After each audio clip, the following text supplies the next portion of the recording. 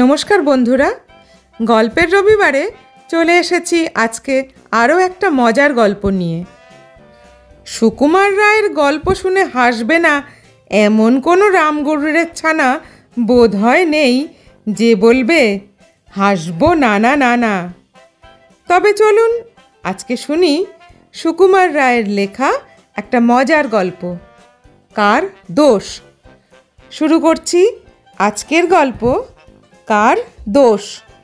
এক রাজা তার বাড়ির পাশে একটা প্রকাণ্ড উঁচু দেওয়াল তুলবার হুকুম দিলেন। দেওয়ালটি কিন্তু শেষ হওয়া মাত্র হুড়মুড় করে ভেঙে পড়ল। রাজা তো রেগেই অস্থির।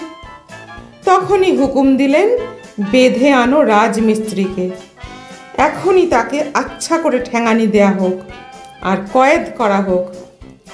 রাজমিস্ত্রিকে ধরে আনা হতেই সে বলল, মহারাজ, আমার কি দোষ? সুরকির মশলা খারাপ ছিল, আমি কি করব বলুন? তখনই মহারাজ বললেন, যাও এক্ষুনি গিয়ে সুরকিওয়ালাকে ধরে নিয়ে এসো। তখনই লোক গিয়ে সুরকিওয়ালাকে ধরে নিয়ে এলো। সে বলল, দোহাই হুজুর, আমার কোনো দোষ নেই, আমি তো মশলা ঠিক মতো মেশাতে চেষ্টা করেছিলাম, কিন্তু মেশাবার পাত্রটা এমন বিশ্রী করে বানিয়েছে কুমোরে যে সেটা দিয়ে কিছুতেই ভালো করে মেশানো যায় না। আমার কি দোষ বলুন? মহারাজ হুকুম করলেন, যাও তোমরা এখনই গিয়ে কুমোরকে ধরে আনো। অমনি আবার লোক ছুটল কুমোরকে ধরে আনতে। কুমোর এসে কেঁদে বলল, মহারাজ, আমার কি দোষ? একে তাড়াতাড়ি মশলার গামলা গড়তে দেওয়া হয়েছিল, তার ওপর আবার গড়বার সময় একটি মেয়ে আমার বাড়ির সামনে দিয়ে ছুটে যেতে যেতে এমন আমাকে চমকে দিল যে পাত্রটির গড়নই খারাপ হয়ে গেল। মহারাজ, আমাকে ক্ষমা করে দিন, আমার কোনো দোষ নেই।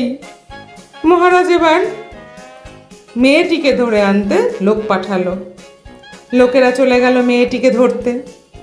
মেয়েটি এসে বলল, মহারাজ, আমার কোনো দোষ নেই তো, ও বাড়ির সামনে দিয়ে যাওয়ারও আমার কোনো দরকার ছিল না। একজন শ্যাকরাকে আমার কানের দুল গড়তে দিয়েছিলাম, বাড়িতে এসে দুল জোড়া তার দিয়ে যাওয়ার কথা ছিল, কিন্তু সেদিন আমার চলে যাওয়ার কথা, তবুও কিছুতেই সে দুল দিল না দেখে আমাকে তার বাড়িতে ছুটতে হয়েছিল। কুমোরকে চমকে দেওয়ার কোনো উদ্দেশ্যই আমার ছিল না মহারাজ। এবার মহারাজ হুকুম দিলেন, শ্যাকরাকে ধরে আনা হোক। মহারাজের হুকুম সঙ্গে সঙ্গে তামিল করা হলো। শ্যাকরাকে ধরে আনা হলো। সে বলল, মহারাজ, আমার কি দোষ বলুন? মুক্তওয়ালা মুক্তি দিয়ে যায়নি সময় মতো, সেই জন্যই তো আমার দুল গড়তে দেরি হলো। মুক্তওয়ালাকে এবার ধরে আনার হুকুম দেয়া হলো। মুক্তওয়ালা এসে বলল, মহারাজ, আমি তো মুক্ত পাওয়ার জন্য যথাসাধ্য চেষ্টা করেছিলাম, কিন্তু ডুবুরিতে ভালো মুক্ত তোলেনি, তার আমি কি করতে পারি বলুন?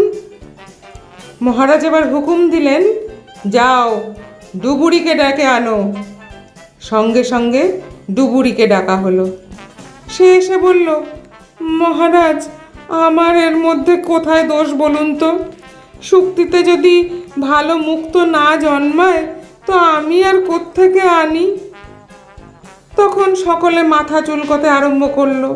সত্যিই তো, শুক্তি তো সমুদ্রের তলায় থাকে, সে যদি ঠিক মতো মুক্ত না দেয় তাহলে কি করা? কাজেই শেষ পর্যন্ত আর কাউকেই শাস্তি দেওয়া হলো না।